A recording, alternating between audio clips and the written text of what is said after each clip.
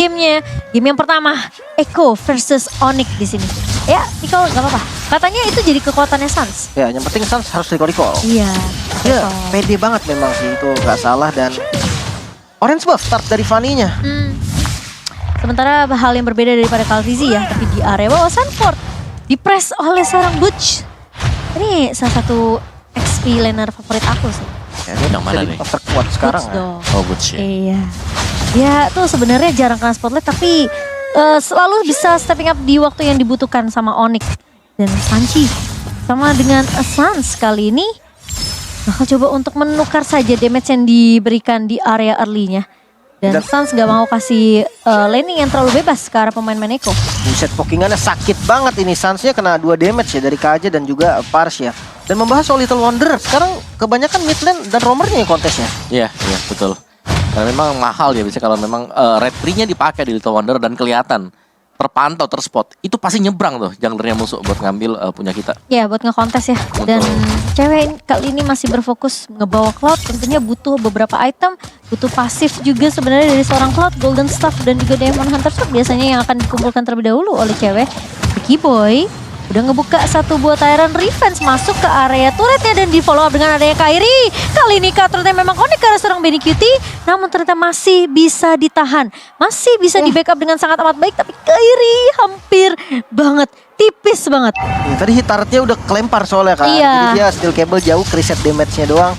So ya udah, it's okay. Ada percobaan rotasi tadi ngelepas turtle, namun turtle-nya kali ini. Ya, turtle-nya udah mulai dibawakan melalui rotasinya oleh Echo dan hanya Boots sendiri yang mencoba untuk melakukan kontes, namun ternyata ada 4 pemain dari Echo yang berhasil untuk mendapatkan turtle pertamanya.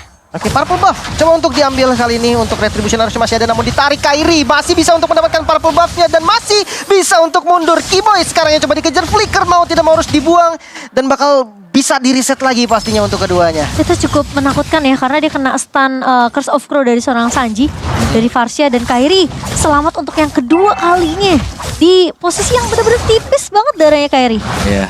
Dan ini harus hati banget sih. Kairi Sabar. Tahan.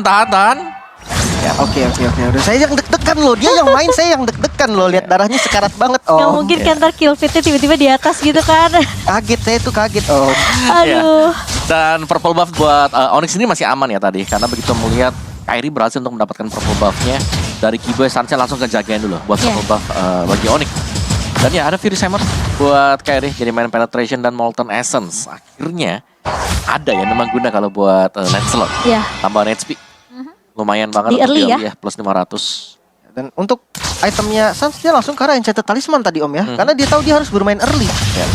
Oke, tapi ada Divine Judgment menarik dari seorang Sans yang sempat untuk mengcopy IMU ke arah seorang Yawi di sini. Cukup mengejutkan dan bahkan ada follow up yang begitu cepat dari Cable seorang Kairi, namun Keyboy kali ini bakal coba untuk menahan di area rivernya. Calvizi mencoba untuk mengharas ke orang seorang Keyboy, namun masih ada backup yang cukup cepat dari seorang cewek. Oke, masih cukup aman dan Caltizi ini dia tipe yang bakal ngepok siapapun yang lewat ya. Bahkan tadi Keyboy yang kita tahu adalah roamer itu tetap di poking. Purple buff kali ini yang bakal coba untuk diambil. Kairi udah coba nge-scout tapi kayaknya nggak bakal di dive juga, nggak bakal diambil, terlalu bahaya, risikonya lebih tinggi. Ya karena ada turtle juga yang bakal spawn sekarang dan Onyx mereka akan mencoba untuk setup. Nah ini dia nih yang bakal kita nantikan, apakah memang setup akan dilakukan oleh Onyx di turtle. Karena kalau sih dia pede banget, lihat dia hanya sendirian. Dia berani banget untuk langsung ngepok turtle-nya. Yang aku takutin sih memang sebenarnya posisi dari Kairi ya, karena stoppernya lumayan banyak nih dari Echo, ada stun. Tapi masuk kali ini Keyboy-nya ke area depannya. Tidak ada check connect dan bahkan Caltizi tumbang di tangan seorang Kairi. Berhasil untuk mendapatkan turtle tentunya 1 untuk 1 sejauh ini. Sementara teamfight bakal coba dipaksa. Masih ada steel cable dari seorang Kairi, namun Sanford yang sempat dipeluk oleh seorang Boots kali ini. Dan di sisi depannya Keyboy masih 1v1 dengan seorang Sanji. Satu turtle bisa dikuasai oleh Onyx dan tadi terlalu tanky ya kalau emang dia mau ngejar ke arah Sanford. Agak lumayan bahaya dan setupnya rapi banget tadi Om. Akhirnya Rednya connect gitu. Yap, dan kita akan lihat dari instant replaynya sekarang bagaimana Kairi masuk dari sisi belakang. Terknock up, kena Tyrant Rage, langsung masuk ke Cutthroat. Hilang. Itu cepet banget juga. Dan gak sempat untuk bereaksi ya. Tapi perlawanan dari tim Echo sendiri, Sanford-nya yang sangat strong. Ya. Udah ada grab-grabnya naik ke atas, dia masih bisa dibawa ternyata untuk ke turret dia. Dan pergerakan dari XP kali ini masih cukup pasif tentunya karena Boots akan melakukan pemotongan di area bawah. Sembari dia melihat memang pergerakan dari Sanford yang tadi harus nge-recall. Sebentar di area atasnya, Benny QT sudah mulai difokuskan oleh Echo Philippines. Yawi dan juga Sanji sepertinya mengetahui ada pergerakan dari pemain-pemain Onyx kali ini.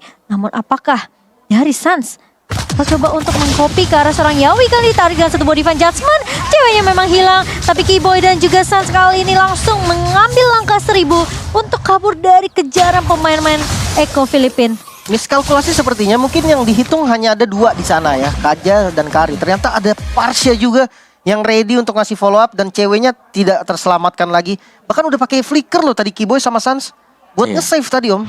Terus tiba-tiba tapi memang damage terlalu besar juga tadi. Jadi karena belum adanya item defense yang dimiliki oleh pemain-pemain Onyx sendiri. Iya, sementara Boots masih 1v1 di area atas juga. Kairi sempat tertahan dengan adanya lagi-lagi instan dari seorang Sanji. Tapi Kairi mencoba untuk kabur namun ternyata tidak bisa lari dari kejaran seorang Benny QT.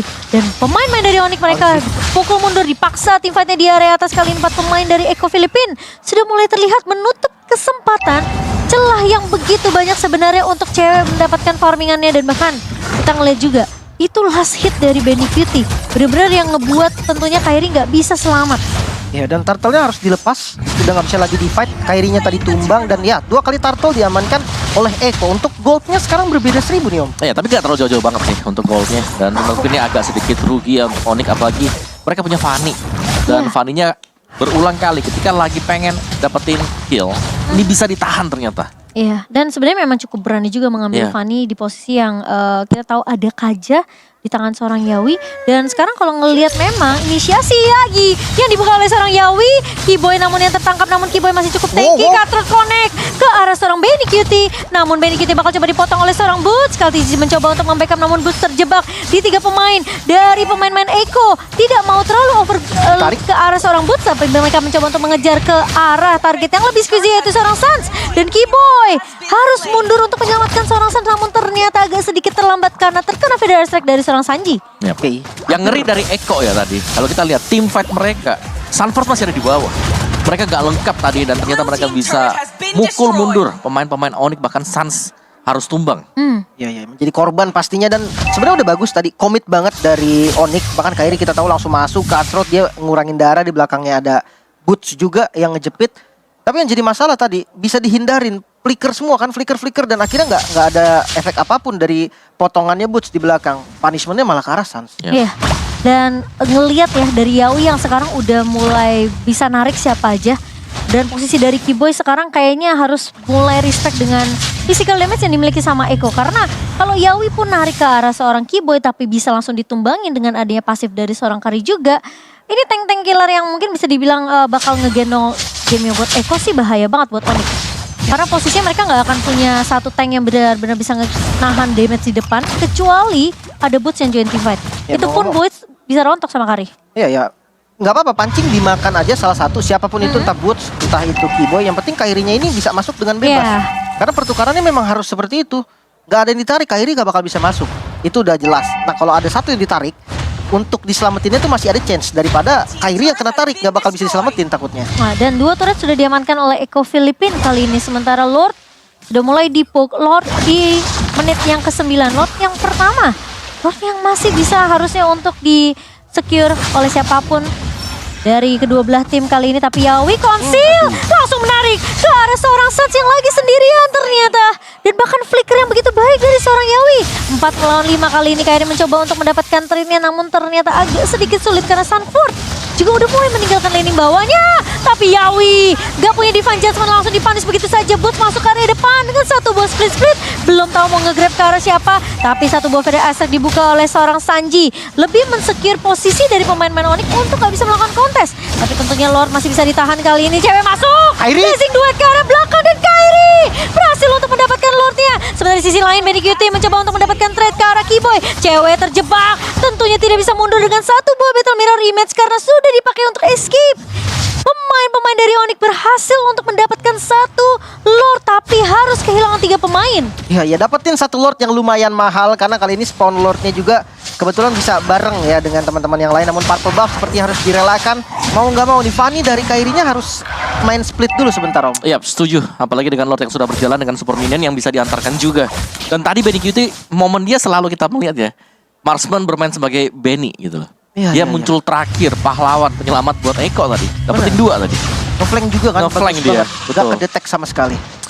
Dan ya ini keuntungan untuk Onyx sebenarnya. Karena dari Lordnya yang spawn ini berbarengan dengan pemain-pemain mereka juga yang sudah respawn. Iya, dan Lordnya harusnya masih bisa ditahan Lord pertama, tapi Keyboy sudah memberikan setidaknya sedikit peringatan dan harusnya masih bisa diamankan si purple-nya untuk seorang Kaltizi. Oke. Untuk bottom lane, Kairi Kairi? bertemu dengan Kalti dan ya ini cuma temu kangen aja sih. Temu Karena kangen, dua-duanya nggak susah banget untuk nge-kill. Iya. Escape-nya dua-duanya Punya. banyak gitu kan. Ya, Apalagi sama-sama. defense item ya dari Kalti. Dan landingnya sih yang bakal dikontrol sama pemain-pemain dari Eko. Boots hanya di spam saja di area atas dan River Fighter dari Sanford udah kebuka untuk lari dari kejaran seorang Keyboy. Namun terkena stun sedikit dari Keyboy, kali ini Boots menahan di area depan. Masih ada Feather Aspect dari seorang Sanji. Dipaksa untuk mengeluarkan split-split terlebih dahulu dari seorang Boots. Dan Onyx, mereka pressure yang diberikan sama Onyx ini ditahan habis-habisan sama Eko. Karena mereka tahu mereka masih leading juga dari bahkan segi network. Gak ada turret yang bisa didapatkan juga sama Onyx dari semenjak lot yang pertama. Tapi Win of Nature di tangan cewek untuk respect dengan damage yang dimiliki oleh Benny Kitty. Ya Smith-nya bisa didapetin, nggak ada Divine Judgment, mungkin menjadi source yang penting banget, informasi yang mahal banget. Eko pun disiplin, dia nggak oke kita nggak punya Divine Judgment, kita sabar dulu, kasih aja dulu tengahnya daripada di defense akhirnya pecah-pecah juga. Iya, dan jadi hitungannya Onyx yang harus mulai ngebait si Divine Judgment yang dimiliki sama Yawi. Dan mungkin itu tugas dari seorang Keyboy. Dia udah punya Immortal, tapi harus berhati-hati karena Yawi ini enggak pilih siapapun yang mau ditarik sih sebenarnya. Mungkin dari Sun sendiri hitungannya unlucky karena dia memang sendirian dan nggak memprediksi bahwa Yawi akan bermain dengan sebegitu agresifnya. Oke, Retribution. Purple-nya. Diambil Kairi. Iya. Yap. Dia keunggulan kecil sebenarnya.